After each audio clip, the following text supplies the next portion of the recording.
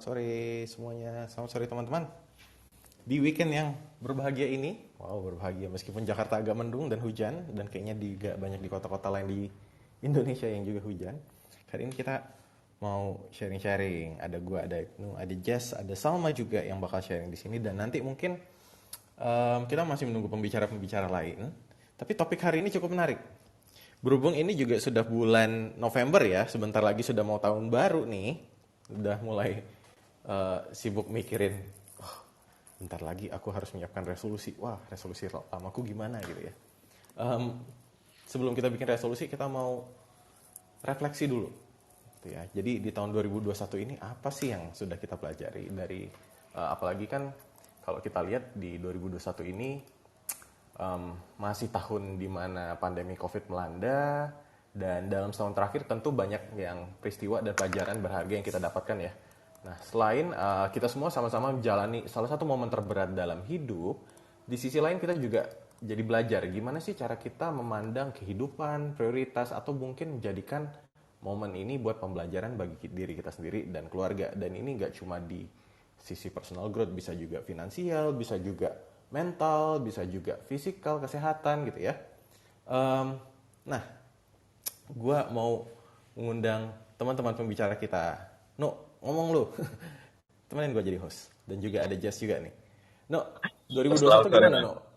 Gimana gimana? 2021 Kalau lu dari gimana? aku sendiri sih lumayan kayak roller coaster ya bang, ya. Dari tahun kuartal pertama itu waktu gue Suara bisa masih. gedein dikit enggak no? Sorry.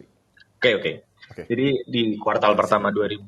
2021 itu yang gue masih gabung di salah satu startup fintech. Mhm. Nah, lagi kena pandemi juga pada saat itu dan juga banyak kasus di internal. Terus ada ini kasus juga sama investor, akhirnya banyak sesuatu yang terhambat kayak eh, gaji itu telat-telat, Enggak. terus bonus juga nggak turun. Nah, pokoknya benar-benar struggle dulu lah di awal tahun 2021 itu. Terus istilahnya di startup ini kan udah 2,5 tahun juga. Jadi kayak Ya. mau ninggalin tuh sayang gitu loh. Karena salah satu sahabat gue juga co-foundernya. Jadi kayak ada rasa memiliki yang cukup tinggi di situ, sehingga ya udahlah akhirnya mengorbankan sebagian waktu, tenaga sama biaya buat bantu startupnya survive kayak gitu. Terus akhirnya in the end terlalu susah karena dari tim manajemennya juga karena masih baru juga ya, masih masih perusahaan pertama juga, terus masih belum banyak pengalaman yang bisa diterapkan di situ, terus ilmunya juga masih terbatas. Akhirnya ya kita close itu startup. Cuman sampai sekarang masih ada problem juga dengan beberapa investor, sehingga kadang juga masih ngebantu menyelesaikan masalahnya juga sih. Right, Gitu right, kalau right. kalau untuk sisi kerjaan. Jadi emang benar-benar ya sempat di lowest point juga sih di tahun 2021. Oke, oke. Dan tapi sekarang gimana? Udah mulai mendingan atau masih merasa apa? Di titik terendah atau gimana? Sekarang udah mendingan sih. Alhamdulillah. Oke, Alhamdulillah. oke, oke, nice. Jess, kalau dari dirimu Jess, oh ya sebelumnya gue belum perkenal ya. Tadi Ibnu juga salah satu member dari Growth Space, dan sekarang ada Jess. Jessica ini seorang talent developer di salah satu startup, enggak dibilang startup ya, e-commerce lah, e-commerce marketplace di Indonesia. Ih, kita Jess, nggak marketplace. oh enggak marketplace, oke, e-commerce ya, sorry ya, sorry ya, sorry loh, sorry loh. Oke, selamat sore teman-teman terkasih dalam Growth Space. Halo. Oke. Sorry. Gimana Jess 2021 Jess? Um, 2021 justru buat gue tuh tahun yang apa ya John, lebih stabil dibanding 2020 gitu. Jadi tapi kebetulan singkat cerita, Jessica itu latar belakangnya bertahan di sebuah toxic relationship dengan pasangan yang abusive, sampai pada akhirnya di 2020 akhir itu jatuh depresi. Nah jadi kebetulan di 2021 ini udah dinyatakan stabil. Jadi kayak Terus udah gitu jadi kayak banyak menemukan diri, terus juga bisa bikin boundaries buat diri sendiri, ngerti worth-nya diri sendiri tuh seperti apa. Walaupun memang sebenarnya belum bisa banget menerapkan, maksudnya kayak belum lancar lah gitu kan. Kayak kalau misalnya kita kayak baru gitu kan, pasti misalnya kayak 5 menit udah ngos-ngosan gitu. Nah, kayaknya praktek self worth buat gue tuh pasti kayak gitu tuh. Tapi dibanding 2020 kemarin, ini tuh jadi satu hal yang eye opening dan membantu gue dalam hidup banget sih, gitu sih John. Oke, yang eye opening dan eye openingnya apa nih misalnya? Gimana ya? Jadi karena si toxic relationship itu, terus udah gitu kan berobat nih, bukan berobat, apa Ke ya itu psikolog namanya? gitu ya? Ke psikolog, ya. Berobat lagi. Ya berobat juga sih. Ya bener, berobat kejiwaan, bener Udah ya. kayak ke tabib. Terus Terus udah gitu ini kan, jadi kayak banyak diajarin membentuk habit baru, diajarin membentuk mindset baru tentang diri sendiri kan gitu. Nah terus udah gitu gue tuh menyadari bahwa oh ternyata aku tuh berharga gitu kan. Dan kayak misalnya kayak kita tuh sebagai manusia tuh kayak punya worth-nya masing-masing gitu. Dan ketika kita tuh ngerti self-worth kita, itu tuh bisa dicerminkan di berbagai aspek kehidupan. Seperti kayak apakah aku ini kayak masih harus bertahan di kantor ini dengan penghargaan yang sedemikian ya gitu, atau apakah aku harus masih bertahan bersama pasangan aku yang kayak gini kalau dia memperlakukan aku seperti ini ya gitu, atau bahkan dalam memilih hal-hal lain di dalam hidup kayak kegiatan-kegiatan apa yang mau aku ambil selanjutnya, terus udah gitu teman-teman siapa yang mau aku jaga, terus relationship seperti dengan orang tua seperti apa yang pengen aku bangun kayak gitu-gitu sih John. Jadi kayak itu sih yang bikin banyak belajar dan bikin 2021 gue tuh berwarna dan banyak pelajaran kayak gitu. Jadi refleksi ya. Benar gitu. Tapi sebenarnya kalau misalnya dibilang titik terendahnya tuh justru bukan di tahun ini tapi di tahun lalu kayak gitu. Ya. Right. Oke. Gitu. Lu Nice. semangat dikit dong John kayak gitu kan. Iya. Biar nggak mendung-mendung banget. Baik. Kan lo juga kan lagi gloomy. Masa gue semangat? Ya. Tapi oke, well noted. Dan mungkin juga apa ya? Kan kalau dari lo memang sebelumnya terjebak di toxic relationship ya. Gitu ya. Jadi ada mungkin bigger partnya tuh ada di situ. Tapi kalau misalnya pandemi ini just berpengaruh lebih jauh nggak sih ke happiness lo? Gitu misalnya. Apakah misalnya gue lagi toxic relationship terus malah gue jadi kayak nggak bisa ketemu teman-teman gue, nggak bisa apa gitu? Enggak sih. Jadi sebenarnya gue ngeliat pandemi ini justru kayak jadi blessing in disguise gitu sih John. Karena pertama gue orangnya introvert kan. Kalau misalnya harus ngantor setiap hari gitu, atau misalnya setelah ngantor abis itu masih diajakin pergi lagi sama temen-temen kantor, energinya tuh udah habis duluan. Begitu sampai rumah udah pengen tidur doang gitu. Nah jadi ketika pandemi ini justru jadi banyak waktu untuk ngasih makan lah ke diri sendiri gitu. Right. Gitu. Oke, mungkin ini akan gue sambungin ke Salma. Halo Salma. Halo Bang John. Nah, Salma ini seorang psikolog klinis, betul nggak? Correct me if I'm wrong ya? Betul. Dan gimana 2021 untukmu Salma? Dalam artian apakah ini masih sama beratnya kayak 2020 atau ternyata yang kayak Jess tadi ya, ada beberapa hal yang malah bisa dipelajarin dari 2020 dan 2021, gimana Sal? Kalau 2020 nih emang cukup berat, tapi menurut aku 2021 jauh lebih lumayan menantang sih buat aku, terutama di pertengahan menuju akhir ini gitu. Karena kalau di awal tahun tuh memang kantorku dan kerjaan aku tuh banyak WFH-nya. Cuman pertengahan ke akhir ini kayak banyak kerjaan kantor numpuk, terus kerjaan sambilan, terus jadi akunya pertengahan ke akhir ini banyak kayak bahkan experiencing burnout yang cukup parah dan mengganggu sih gitu. Jadi baru agak stabil nih sekitar 2 bulan terakhir kayak gitu. Jadi memang Burnoutnya dari pekerjaan kantor. dari pekerjaan kantor, pekerjaan sambilan, dan karena akunya tipenya agak people pleaser waktu itu, Right. nggak bisa memilah mana nih yang aku bisa ambil, mana yang kayaknya nggak cocok. Jadi dulu tuh aku mikir selama kalenderku masih kosong gitu ya, selama kayaknya nggak sakit, boleh deh semua kerjaan diambil.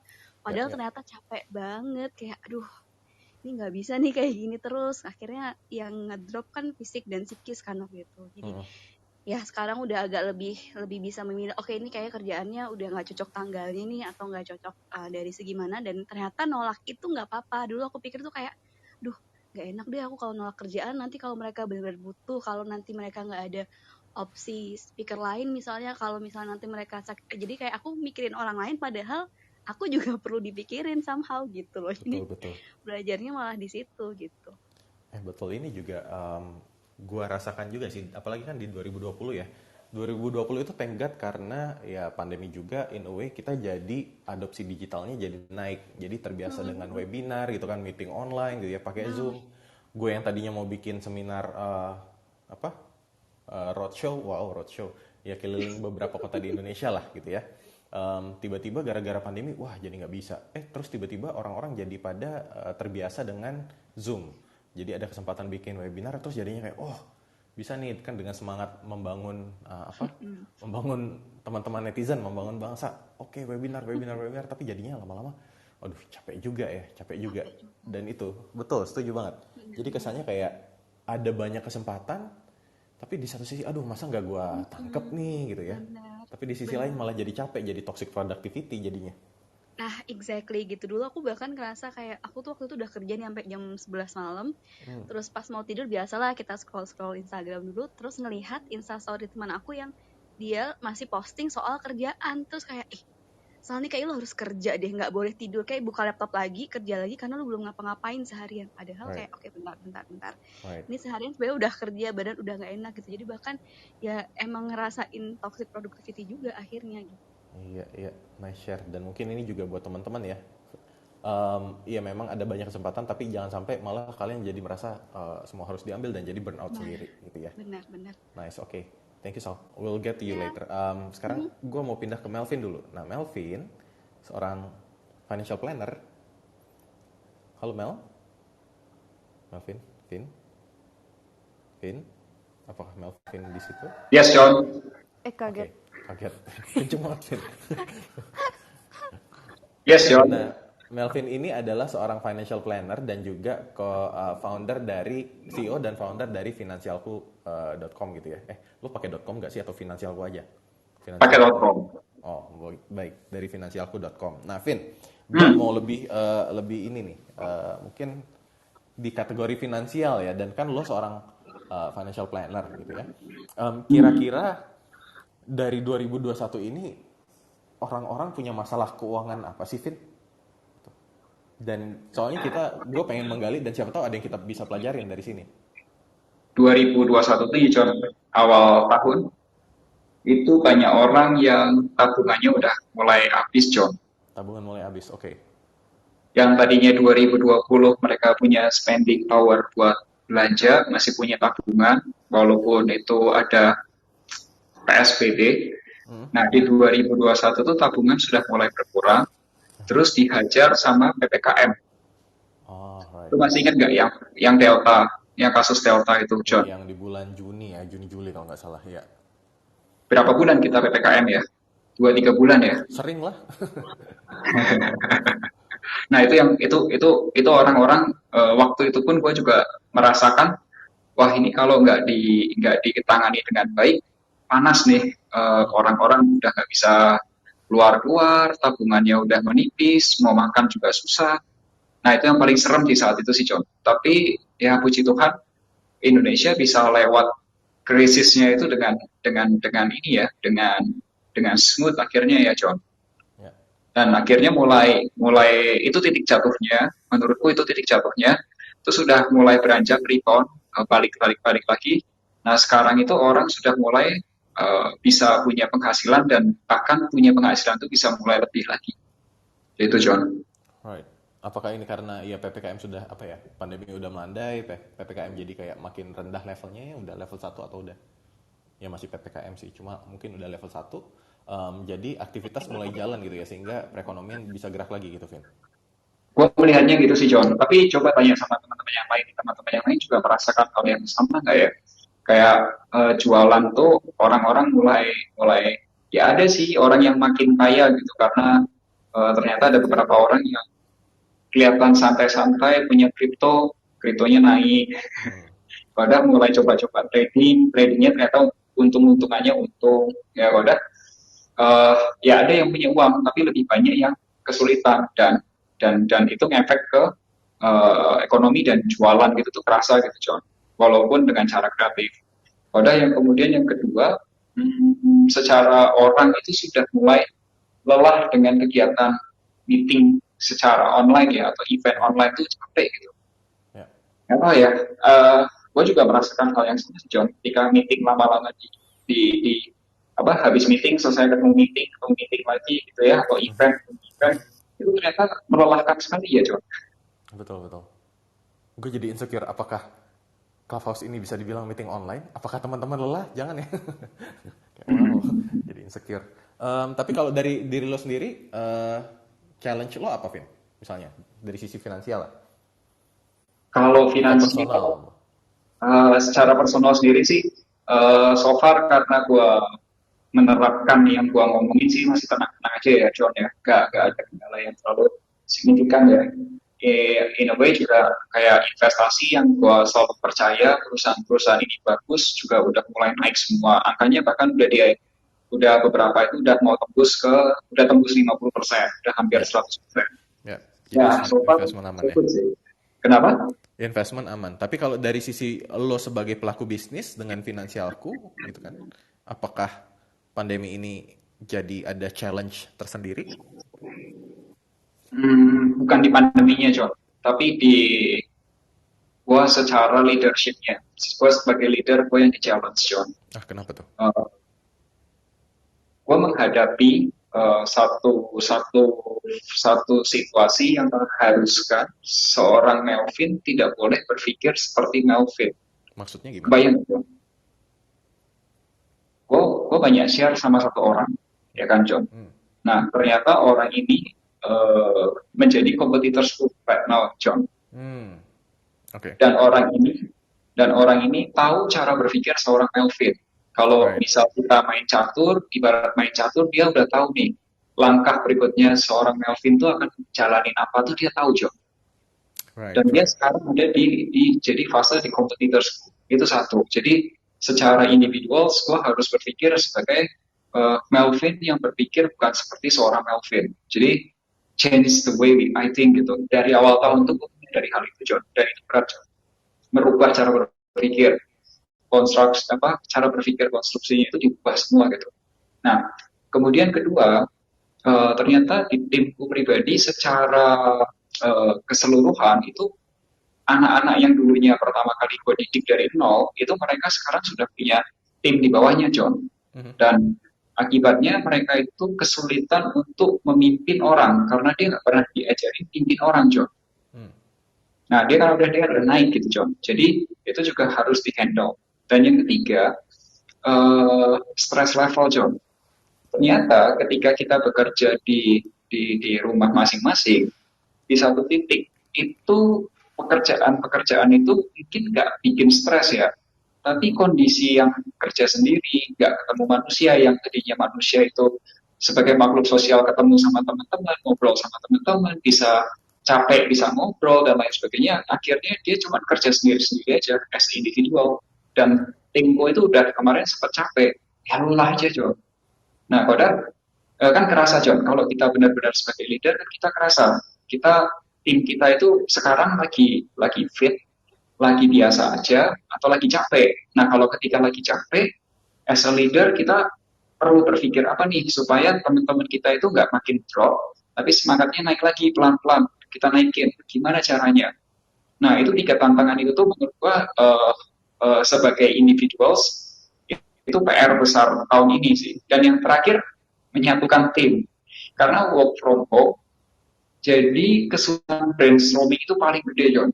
Ya. Kalau dari bisnis tuh, gue nggak tahu, belum menemukan cara yang brainstorming, yang asik, yang seru, yang akhirnya menimbulkan kayak orang-orang itu berpartisipatif gitu. Nah, gue lagi mencari terus caranya supaya itu bisa bisa kejadian gitu, John. Alright, alright, alright. Itu menarik sih. Mungkin nanti kita bahas di sesi berikutnya. Gimana caranya meningkatkan produktivitas saat WFH, apalagi kerja Siap. bareng ya. Oke, nice. Thank you for sharing, Vin. Gua sekarang mau geser dulu ke Altea. Halo Altea. Hai Kak Nah, John. Altea ini selain jadi content creator, dia juga bekerja di insurance industry ya. Correct me if I'm wrong. Iya, betul. Nah, kamu sendiri kalau kita ngomongin secara personal dulu deh, kalau dari kamunya, ada nggak apa hal yang menjadi tantangan di tahun 2021 ini dan apa yang kamu pelajarin dari situ mungkin? Oke. Sebelumnya aku salam kenal dulu ya sama kakak-kakak di sini, Kak Jessica, Kak John, Kak Salma, Salam Kak kenal. Ibnu, sama Kak Melvin. Karena tadi aku sempat telat 5 menit, sorry ya. Nggak apa-apa. Tantangan buat aku ya di tahun ini. Mungkin yang paling signifikan itu sebenarnya di tahun ini aku benar-benar baru mulai explore, share about my, bukan about my sih, tentang insurance education ya di sosmed aku. Jadi sebelumnya memang aku pakai Instagram aku itu benar-benar untuk pribadi aja, terus abis itu memang aku juga ada personal reason juga. Dulu tuh malu, gengsi, pikir kayaknya nih orang bakal mikir aneh-aneh gak ya kalau gue nge-share tentang insurance gitu. Jadi pas di awal tahun ini memang aku tuh berpikir Instagram aku toh juga nggak gerak kemana-mana gitu. Aku cuma post foto cakep, kayak ya paling jalan-jalan foto lah inilah itu. Terus abis itu waktu itu kayak ditantang lah, waktu itu ada orang yang bilang sama aku, lu tahu nggak sih kalau misalnya Gary V, penemunya Instagram, bahkan bilang don't treat your Instagram as your gallery, karena nggak akan kemana-mana men gitu. Instagram itu you can very use it for business, buat jadi portofolio lu, buat reach out to many people. Dari sana baru deh aku terinspirasi kayak ya why not, kenapa nggak pakai platform ini untuk bisa reach out orang lebih banyak, bisa educate orang lebih banyak, share something yang mungkin dari dulu aku itu aku benci untuk ngomongin, aku bisa pakai kata benci, separah itu. Jadi memang tahun ini breakthrough, groundbreaking banget buat aku sendiri secara personal. Aku bisa kayak tadi Kak Jonathan bilang aku content creator, nggak pernah terlintas sebelumnya aku akan dibilang kayak gitu. Toh juga sekarang aku juga cuma ya gitu-gitu aja, belum gimana-gimana. I think itu sih untuk tahun ini yang paling signifikan ya. Belajar sebagai content creator ya, that's nice. Iya. Dan mungkin kalau kita ngomongin dari sisi insurance industry, dari sisi health industry nih, mungkin ada nggak satu fenomena tertentu atau mungkin apa yang kita bisa pelajarin dari kisah-kisah orang lain mungkin? Ada yang bisa di-share nggak? Boleh banget. Wah, aku kalau misalnya ngomongin insurance, ngomongin permasalahan insurance ya di Indonesia tuh banyak banget. Aku bisa berkoar-koar A sampai Z nggak kelar gitu. Padahal masalahnya tuh simple gitu. Cuman memang dalam 2 bulan terakhir ini banyak sekali teman-teman yang chat aku tuh nanya kayak, Kak, ini asuransi aku gimana sih? Aku udah bayar 10 tahun nih, total udah bayar 30 juta. Tapi kalau misalnya aku mau tarik katanya sisa 13 juta gitu. Kok malah hilang, habis gitu loh. Terus kayak ada yang bilang, aduh ini penipu nih Kak, awalnya aku disuruh buat asuransi pendidikan, aku udah bayar, katanya cukup bayar, ada yang suruh bayar 5 tahun, ada yang suruh bayar 10 tahun. Dibilang, kok nggak sesuai sama yang awalnya dijanjiin. Dari sana aku tahu, maksudnya makin ngerti lagi kalau memang ada beberapa jenis asuransi. Asuransi kan ada banyak, ada yang unit link, ada yang tradisional. Nah, banyak sekali masyarakat Indonesia itu yang punya asuransi jenis unit link gitu. Tapi mereka bayangkan, asuransi unit link itu adalah jenis asuransi yang paling advance. Ibarat kayak rumah, ini tuh smart home. Right. Nggak semua orang bisa pakai smart home. Ada orang yang lebih nyaman dengan rumah yang saat ini kan. Nah, jadi di saat semua masyarakat mayoritas punyanya asuransi unit link, dengan kondisi mereka nggak terlalu ngerti asuransi itu apa, ditambah lagi belum terlalu ngerti tentang investasi, ya double combo, you can imagine lah apa yang akan Hmm, terjadi kan Kak John. Jadi ya.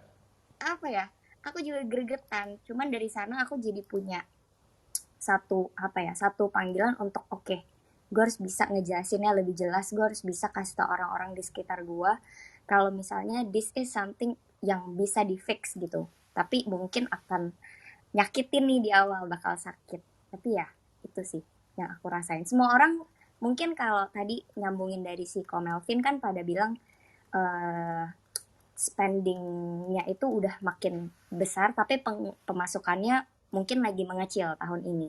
Hmm, Jadi I think salah satu budget yang mereka lagi lihat, lagi fokus itu asuransi. right. Makanya lebih banyak yang aware gitu loh. Kayak aduh duit gue udah mau habis nih tapi gue harus tetap bayar asuransi. Gue mau cek deh. Nah pas cek itu baru mulai belajar lagi, baru kaget gitu. Jadi mungkin yang bisa gue highlight mungkin dari Melvin dan juga Althea ini adalah sebenarnya di tahun 2021 ini juga banyak peluang buat kita mengembangkan keuangan ya, baik itu lewat investasi dan juga asuransi, tapi literasinya masih rendah gitu ya. Apalagi kan sebenarnya di 2021 ya COVID lah ya. Sejak COVID itu asuransi itu jadi makin penting gitu kan. Apalagi Iya. melihat biaya orang yang kena COVID udah bisa sampai puluhan juta, ratusan juta gitu ya. Dan gimana caranya kita bisa membekali diri. Nah, kita juga harus meningkatkan literasi terutama di asuransi juga biar kita tahu produk mana yang cocok buat kita gitu ya. Betul, harus dibaca polisnya, jangan malas, teman-teman yang Baik, ada di sini. baik itu. Jadi mungkin itu juga bisa jadi masukan ya buat teman-teman. Aduh, tapi sore-sore ya kan dimarahin lagi sama aku. Tapi ya itu sih. Gak apa-apa, gak apa-apa, gak apa-apa. Ini kan kita sharing. Jadi siapa tahu dari sini nanti teman-teman bisa ya jadi belajar sesuatu lah dan hopefully bisa jadi apa titik balik gitu, dari Iya, betul. pengalaman-pengalaman kita. Nah, terus menurut kalian, I don't know whether if this is too personal ya. Tapi kalau dari teman-teman sendiri, gue mau nanya, fase terburuk apa di tahun 2021 ini yang kalian alami? John, Kalau lu belum oh, cerita John ngomong-ngomong. oh, betul, betul. Iya kan, ayo tidak boleh ketinggalan. Oke, Kan oke. Gimana Kak John? Kan tadi kalau gue tanya kira, sama diri sendiri nggak enak kan? Nih gue yang tanya nih. oke. Ya, Gimana? gimana Kak John? Apa aja kejadian-kejadian dan hal-hal apa nih yang dipelajari di tahun 2021? Mungkin nyambung tadi, gue kira gue udah share dari yang nyambung sama ya, tapi gue tambahin lagi deh. Jadi di tahun 2020 gue kan merasa kayak, digital, semua orang adopsi digital, gue bisa bikin konten, gue bisa bikin webinar, gue jadi terbiasa bikin webinar dan kayak tiap bulan gue bikin webinar dan itu bikin gue jadi capek gitu ya, toxic productivity. Nah at the end of 2020 itu gue merasa capek yang benar-benar tidak gue jadi kayak joyless, tidak termotivasi gitu ya, uninspired gitu ya. Akhirnya gue belajar, gue pengen tetap membantu mencerdaskan kehidupan bangsa lah kasarnya. Ya sharing mindset, sharing perspektif, meningkatkan skill dan jadinya gue coba mungkin nggak harus dari gue ya.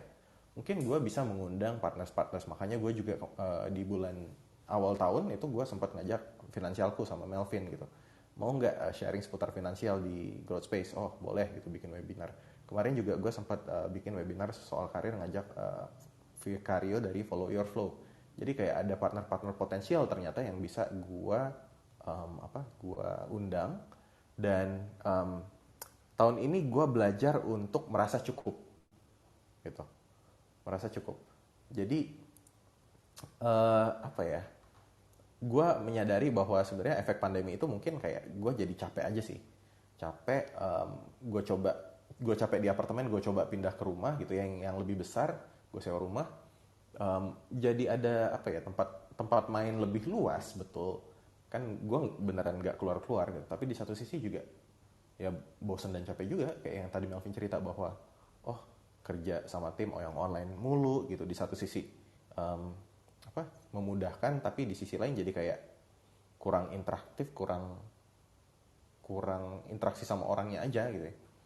Nah dan di satu sisi gue jadi refleksi aja gitu, apakah gue sebenarnya apa sih yang gue cari gitu ya, segala macam. Dan akhirnya ya udah gue coba merasa cukup aja.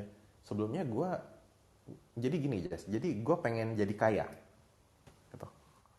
Gue pengen jadi Don't kaya. we all? Nah, Oke, lanjut. nah kemudian gue ini ada dua cara kita menjadi kaya nih. Baik. Yang pertama adalah kita acquire more, gitu ya. Yang kedua kita desire less. Gitu. Misalnya lo punya duit 500 juta. Lo punya duit 500 juta. Kalau lifestyle lo, gitu ya, mengeluarkan 50 juta sebulan, duit itu 1 tahun udah bakal habis. Tapi kalau lo sebenarnya, gue 5 juta sebulan aja udah cukup. Gitu. Duit 500 juta itu mungkin bisa lo sampai 100 bulan. Lo sampai 8 tahun. Gitu. Bakal kepake gitu ya. Nah, terus... Jadi lu di tahun ini lu lebih desireless gitu, John? Apa gimana betul. tuh? Jadi gue mencoba mencoba melihat sekeliling dan kayaknya apa yang gue butuhkan itu gue sudah punya. I see. Gitu. Jadi gue kayak lebih merasa bersyukur aja sama sekitar gitu. Mantap. Oke. Keren. Oke, John, boleh dilanjutin tadi pertanyaannya? Oke, gue lanjutin. Ingat nggak masih? Fase terburuk apa yang kalian alami di tahun 2021 ini? If it's not too personal ya, silakan lah. Kalau misalnya kalian bisa share. Lo ya, Jess? Gue dari lo. Oke, dari gue. Jadi tuh,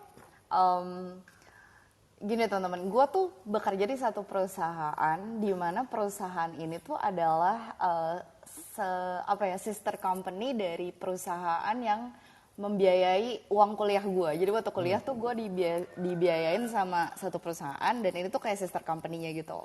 Nah, secara culture itu tuh fit banget gitu loh, John dan teman-teman.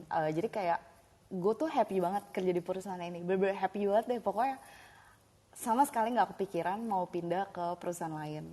Nah, tapi jadi karena bener-bener kerja di perusahaan itu dari fresh grad kan. Jadi kayak sekarang tuh udah 6 tahun jalan, mau 7 tahun gitu kan. Nah, di tahun 2018 ketika perusahaan gue ini restrukturisasi, gue tuh pindah ke HR kan. Jadi tadinya aku kerja di BizDev, terus pindah ke HR.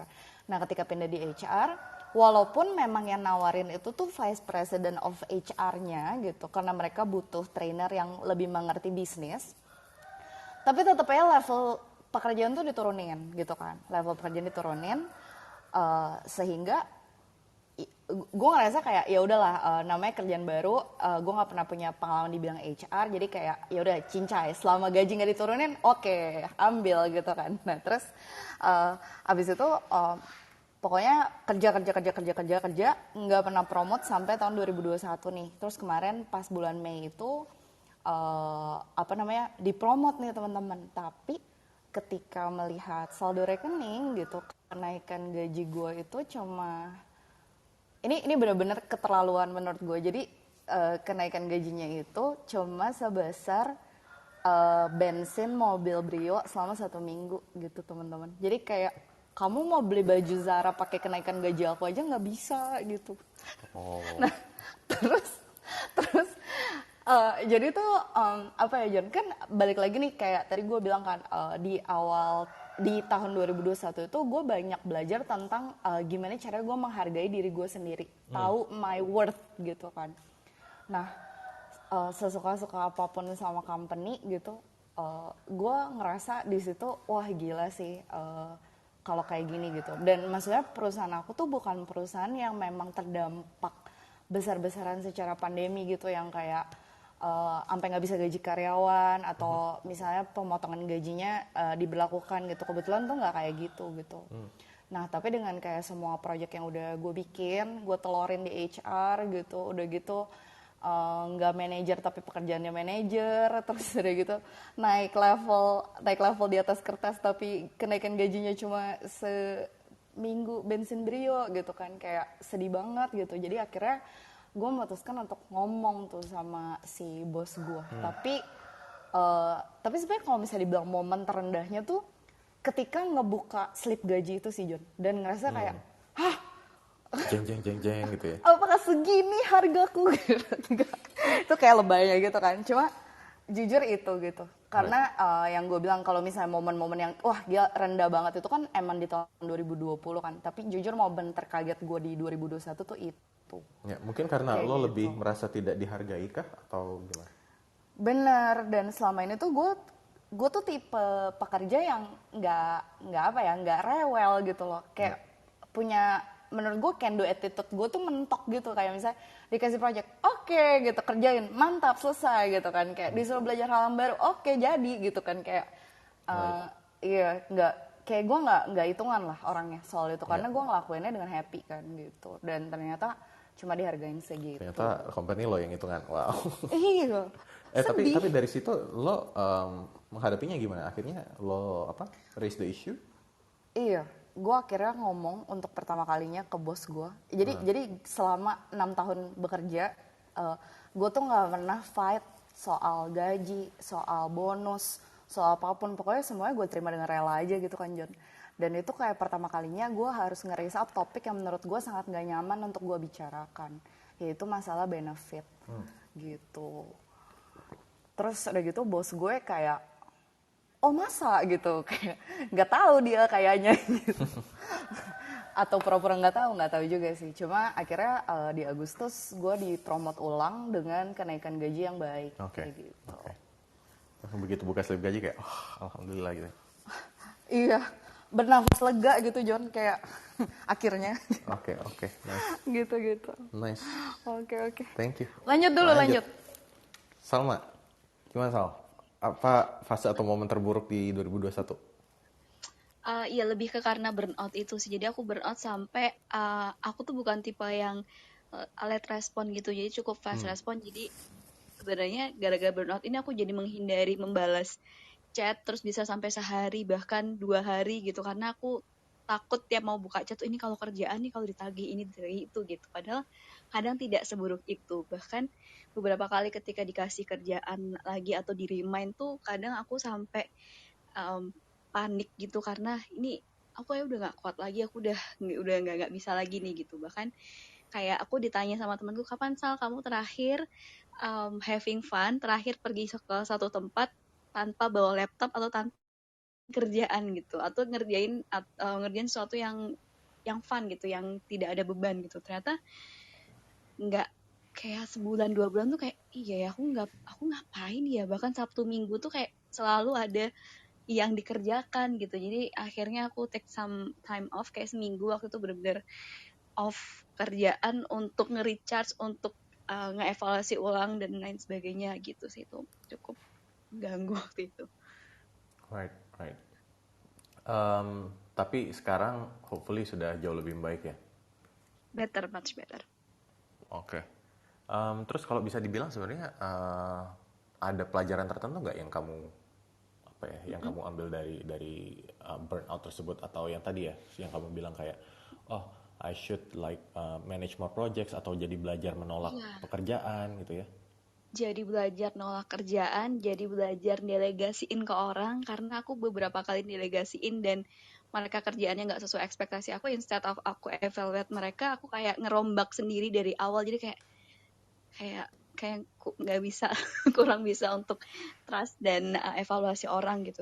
Mungkin jadi aku belajar ke sana, belajar untuk self care lebih lagi juga, ngeluangin waktu. Jadi memang biasanya tuh 1 hari atau 2 hari atau bahkan malam memang biasanya melakukan hal-hal yang di luar kerjaan, at least untuk nge-charge energi atau untuk ngeluarin yang jelek-jelek. Sama aku belajar sesuatu yang baru sih, untuk tahu kalau ternyata ada sesuatu yang menyenangkan di luar kerjaan gitu. Jadi 2 bulan terakhir aku belajar Muay Thai, dan ternyata itu fun banget untuk rilis emosi juga, untuk ternyata ada loh sesuatu yang menyenangkan yang lain di luar kerjaan, dan itu sah-sah aja untuk punya hobi kayak gitu. Ya, gitu ya. Jadi mengembangkan hobi ya, nggak cuma kerja. Iya, hobinya jangan kerja doang. Hobi, betul juga, hobi bekerja. Hobinya jangan kerja doang gitu. Betul. Oke, nice. Thank you Sal buat sharing. Nah, Yeah. Melvin, kalau ngomongin yang lebih personal deh, Vin, momen terburuk Vin tahun 2021. Ini karena kerjaannya makin banyak, Koda makin pusing. Koda tahu nggak, PPKM tuh jadi di rumah aja nyemil terus, jadi gendut banget John. Betul. Berat badan gue sampai berapa kemarin? 86 John. Terus finally gue Dari akhirnya harus works lah semahal itu. ya harus works gitu. Itu udah dietnya dikontrol, terus kalau sudah lifestyle-nya yang dirubah, John.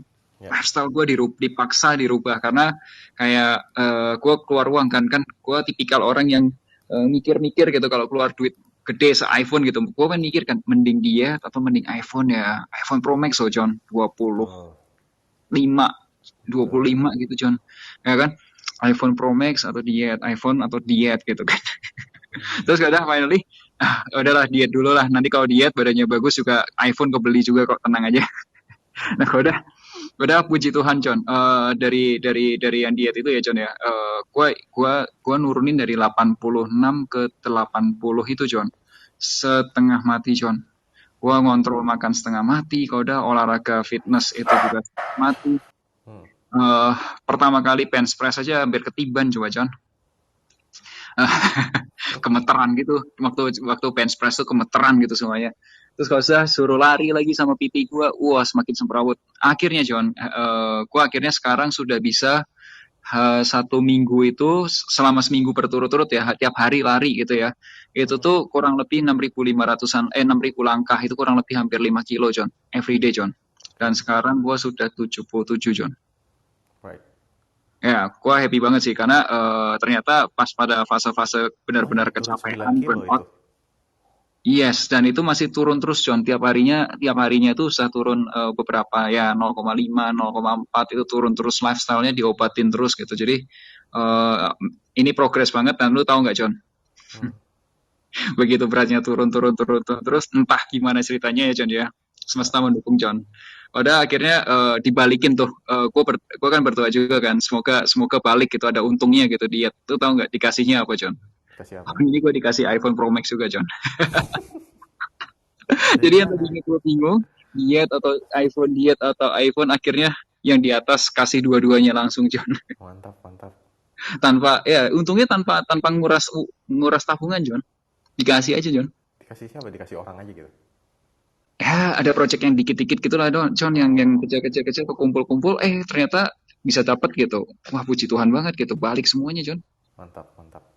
Ya Mantap. Jadi ya sebenarnya kan ketika lo sehat juga lo bisa jadi lebih produktif dan jadi bisa apa ya, bukan bekerja terus-terusan juga, tapi mungkin lebih fokus bekerja, lebih menghasilkan, kualitinya juga naik, kliennya puas gitu ya. Jadi mungkin juga kerjaan-kerjaan yang datang bisa diambil gitu. maybe John yang tadinya gua di siang-siang itu udah capek ya di jam 12 ke jam 1 itu biasanya gua ngantuk ya John ya. Hmm. Power nap gitu tidur gitu aja sekitar 15 sampai 30 menit akhirnya gua pakai buat eh ada lu tahu walking pad gitu nggak John kayak treadmill gitu Ya. ya kayak treadmill gitu di rumah ya itu nggak terlalu mahal sih kalau yang gitu gituan itu jalan aja John ternyata jalan itu selama 1 jam ya jam 12 ke jam 1 sekitar lebih 40-50 menit gitu lu keringetan habis-habisan terus habis itu ketika lu mau lanjut lagi John waktu mau event berikutnya lagi mau meeting kayak atau mau apa kayak itu seger banget John Right, right. recharge John gitu John. Ya. Seger ya, darahnya ngalir mulu kali ya gara-gara jalan olahraga.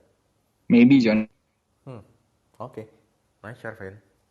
Gila ya, dari yang tadi apa, berat badan naik, kemudian gimana caranya biar turun, dan jadinya malah bisa lebih produktif. Gitu ya. Dan mungkin juga buat teman-teman jadi kayak mungkin ada apa ya, kejadian-kejadian yang unfortunate atau yang kayak kejadian buruk gitu. Gimana caranya kita bisa membuat ini jadi tantangan untuk kita ubah jadi hal positif. Jadi ya kita pelajarin dari situ dan kemudian kita ubah jadi sesuatu yang bermanfaat buat kita. Nah, lanjut lagi ke Altea. Teh, Yuk. kamu mulai content creator di tahun ini atau sebelumnya dari dulu?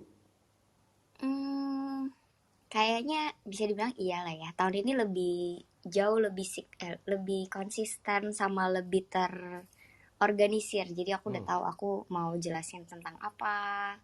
Terus kira-kira targetnya siapa gitu. Udah taunya di tahun ini. Oke. Nah, terus ada momen atau fase terburuk nggak atau titik paling rendah gitu? Apakah itu berkaitan dengan content creator atau mungkin yang lebih personal gitu dengan hidup kamu sendiri? Gimana? Fase terburuk tahun ini mungkin saat aku akhirnya decide untuk tutup toko aku kali ya. Hmm. Jadi mungkin sedikit background, aku itu eh jadi dari kecil orang tua aku itu memang udah jadi agen asuransi juga gitu. Jadi dari aku umur 6 tahun. Jadi growing up aku tuh selalu punya cita-cita, pokoknya gue nggak mau jadi agen asuransi deh gitu. Nah, terus akhirnya habis kuliah, akhirnya aku start my own business di bidang kecantikan. Jadi aku buka salon kuku, salon eyelash gitu di daerah Tangerang. Terus akhirnya aku buka itu di November 2019.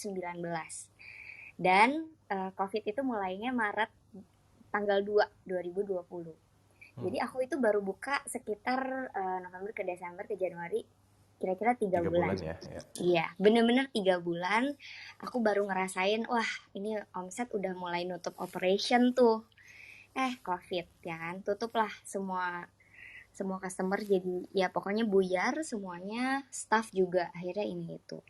Nah, di tahun 2020 aku masih komitmen kayak oke lah nggak apa-apa, kayaknya masih bisa kok. Sayang juga udah training staff mahal-mahal, udah kasih mereka yang terbaik, semua ilmu udah dikasih gitu kan. Iya. Lanjut dari 2020, 2021 sempet tuh tutup 5 bulan, buka 1 bulan.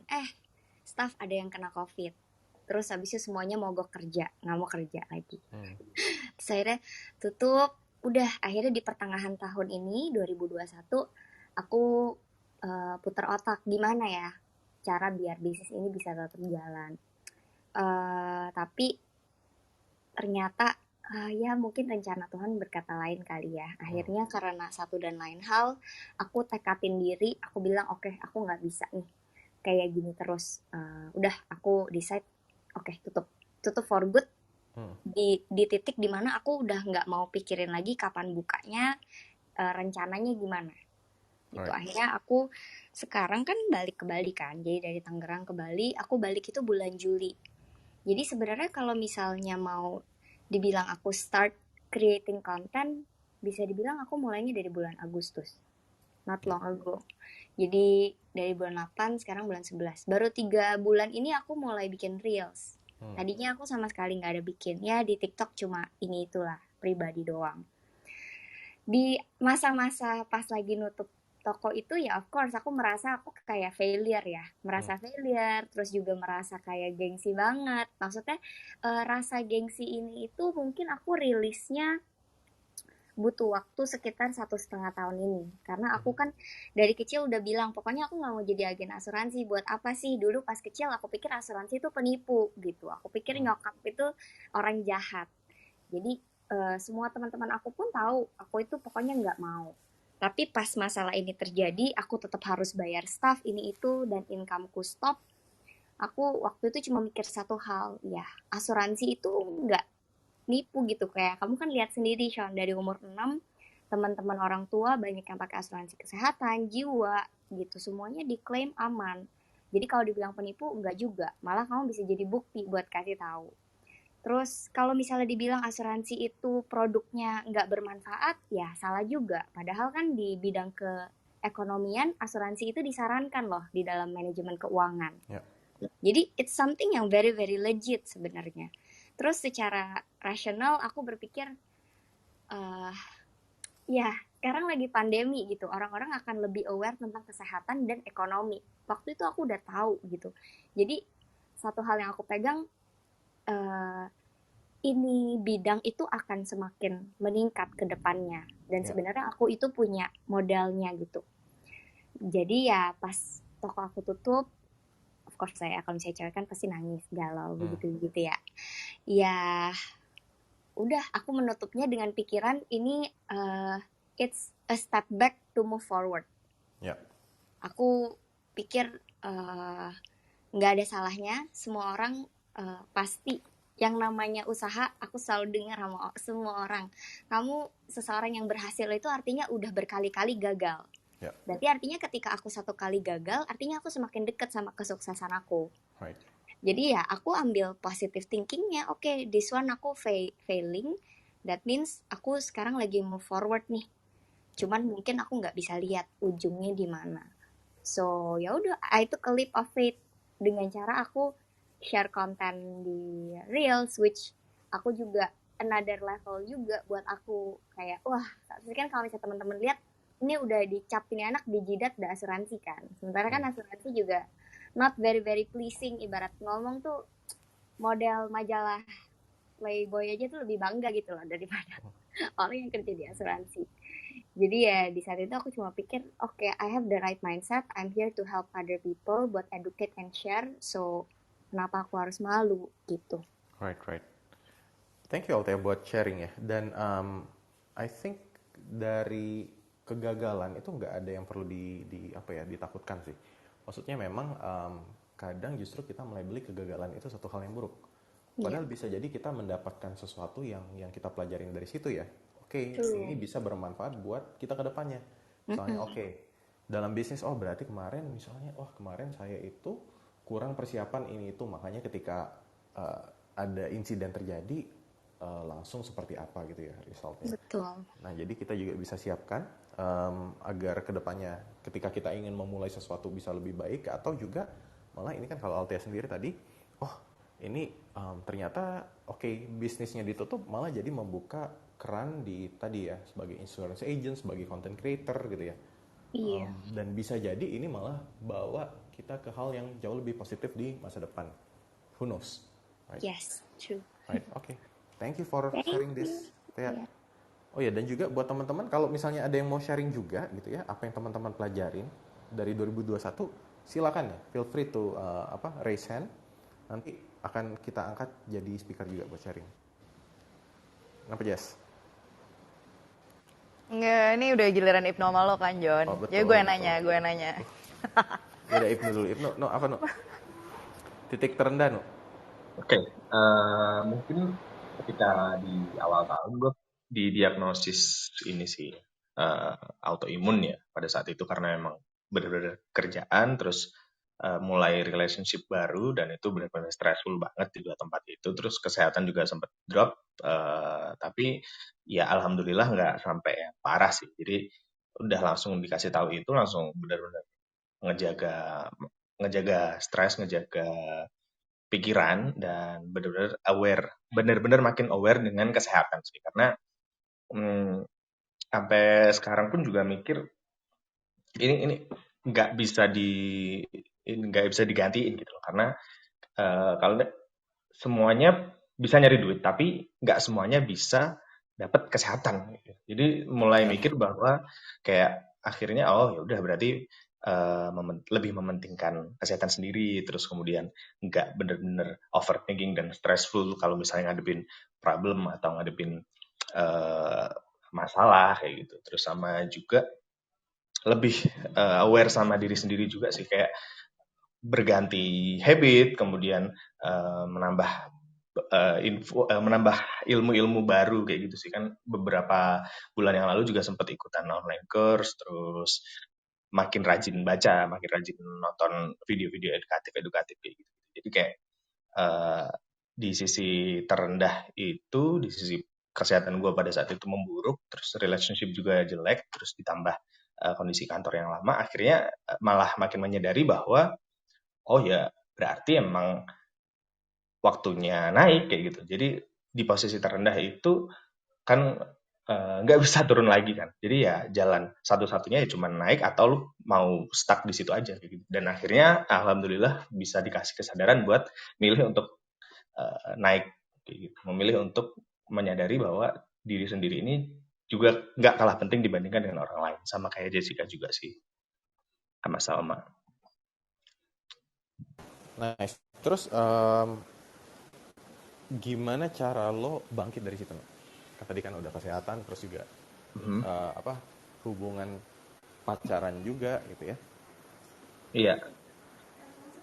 Oke, kalau itu sih lebih ke ini sih Bang, lebih ke tadi kayak yang pertama awareness, kemudian benar-benar nyari lingkungan atau nyari orang-orang yang mungkin bisa ngasih helping hands juga. Kalau misalnya yang dibahas kemarin kayak seeking help behavior, nah itu benar-benar gue alamin banget.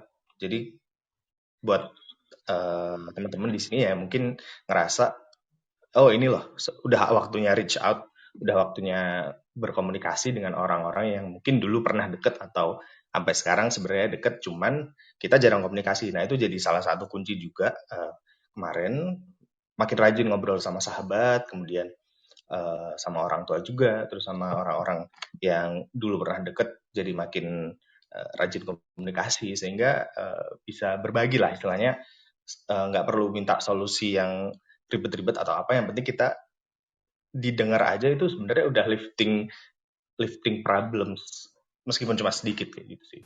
Iya, berarti reconnect with our support system kali ya. Betul. Iya. Mantap. Udah Jess, tanya gue Jess. Wow. Pengen Wow, banget ditanya. demanding Jonathan ya. Gue lihat-lihat. Oke, gimana John? Kalau lo sendiri apa tuh fase terendahnya Itu kayaknya dan hujan deras banget di gimana? tempat lo Jess. Iya.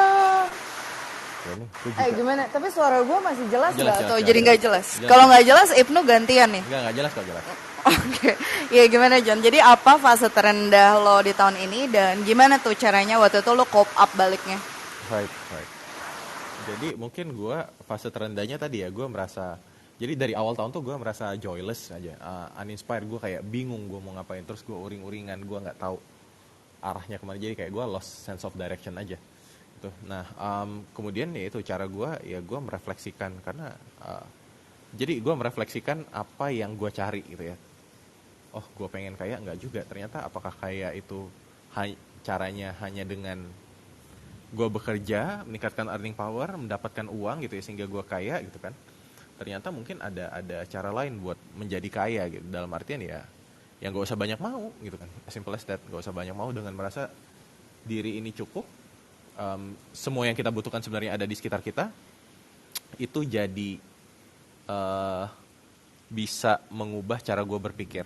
Nah belakangan juga gue bereksperimen dengan tim gue gitu ya. Jadi gue kan ada tim juga yang bantu bikin konten dan bantu kerjaan digital marketing. Jadi Ibnu juga salah satu tim gue. Di sini kita eksperimen, kita mencoba setiap hari kita ada daily check-ins lah. Jadi setiap jam 9 pagi kita check-ins, ngobrol bentar, moodnya gimana gitu ya, apa yang bikin kamu grateful hari ini. Dan ternyata gue belajar bahwa grateful itu sederhana. Soalnya gue jadi menyadari gue grateful ketika gue bangun dan ada kucing gue gitu ya. Kucing gue ada satu orang yang manja gitu, terus dia kayak minta dielus segala macam lah gitu. Dan itu bikin gue happy di pagi hari. Ada member yang lain yang happy karena mereka tidur cukup. Oh semalam tidurnya enak, jadi gue bangun mood gue enak. Dan gue merasa grateful untuk itu. Ada yang happy karena gue habis olahraga, gue habis sepedaan keliling komplek. Ada lagi yang happy karena gue habis yoga gitu. Nah jadi ternyata hal-hal yang bikin happy itu bisa sesederhana itu gitu.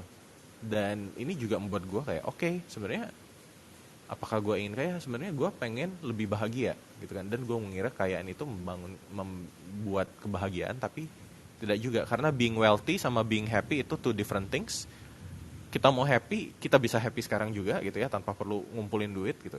Itu tinggal gimana caranya kita melihat sekeliling kita, apa yang kita punya gitu. Ibaratnya dulu kan ketika misalnya gue pengen punya mobil gitu. Ketika punya mobil, aduh tapi masih belum happy. Kenapa? Karena mobil gue misalnya Brio, orang lain mobilnya bisa Mercy. Setelah punya Mercy, aduh masih belum happy. Kenapa? Karena Mercy-nya baru satu, orang lain ada yang Mercy-nya 2. Nah sampai itu kan kayak itu kan gak akan ada habisnya. Jadi gue mulai reframing gimana caranya agar gue bisa merasa cukup gitu ya, sehingga gue bisa bahagia dengan apa yang gue punya sekarang gitu. Jadi fase terburuk gue nggak desperately terburuk, cuma kayak apa ya, lost sense of direction berbulan-bulan aja gitu. Paham. Oke, tapi sebenarnya tuh kalau misalnya gua boleh tarik benang merah nih John dari cerita kita berenam nih. Jadi tuh sebenarnya basically hidup tuh nggak pernah terduga gitu nggak sih? Kayak misalnya nih kalau kayak contoh yang jelas banget tuh tadi Ko Melvin bilang gitu, kayak lagi kayaknya pokoknya bisnis lagi jalan aja as it is gitu. Terus tiba-tiba dia harus punya strategi-strategi baru yang sebelumnya tuh dia sama juga gitu. Bahkan sama seorang psikolog klinis yang kerjanya sehari-hari dengerin curhatan orang yang burn out gitu, dianya sendiri juga burn out gitu kan. Terus kayak misalnya lo juga nih kayak banyak perubahan, Ibnu juga, gue juga gitu John. Jadi kalau misalnya gue lihat dari situ tuh untuk melewati momen-momen kayak gini, itu tuh gue ngelihat kita berenam tuh melewati sih hal-hal ini nih, yang kayak pertama nih banyak ngobrol sama diri sendiri, terus udah gitu terbuka sama konsep-konsep baru nih John, kayak tadinya kayak yang lu bilang wealthy sama happy itu two different things gitu kan. Terus udah gitu berani juga ngambil challenge baru gitu, kayak Ko Melvin yang tiba-tiba oke, gue bayar program diet seharga iPhone gitu kan, gila banget sih kok. Mungkin boleh jadi ide kontennya tuh berikutnya adalah nge-share tips diet kok, karena aku juga butuh kayaknya gitu kan. dan yang terakhir adalah bisa reaching out for help gitu sih John. Oke, nice. Thank you udah merangkum ya Jess. Oh, luar biasa Hujan kan gue tuh. jadi gampang. Mantap banget Baik, kalau John sama oke. gue. Nanti kalau sudah turun 10 kilo lah ya, share tentang diet ya. Oke. Thank Siap. you banget kok, aku tunggu kontennya. Cie gitu.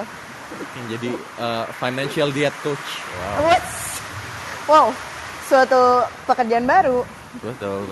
Oke lah kalau gitu, ini juga sudah pukul 4 dan terima kasih buat teman-teman yang udah sharing. Ada Jess, ada Salma, Melvin, Shona dan juga Ibnu. Thank you. Gila Jess, lu kayaknya hujan deras banget sih rumah lu. Iya, ini gomit. Gak Jadi apa-apa. makin sehabis. Dan kita juga masih akan ada sesi Clubhouse lainnya di hari Selasa, Kamis, Sabtu. Selasa, Kamis pukul 8 malam dan Sabtu juga pukul 3 sore. Itu jadi sampai jumpa di hari Selasa depan.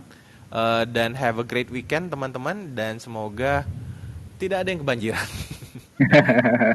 Oke, thank you teman-teman. Thank you very much, Thank you guys. semuanya. Thank you teman-teman semua.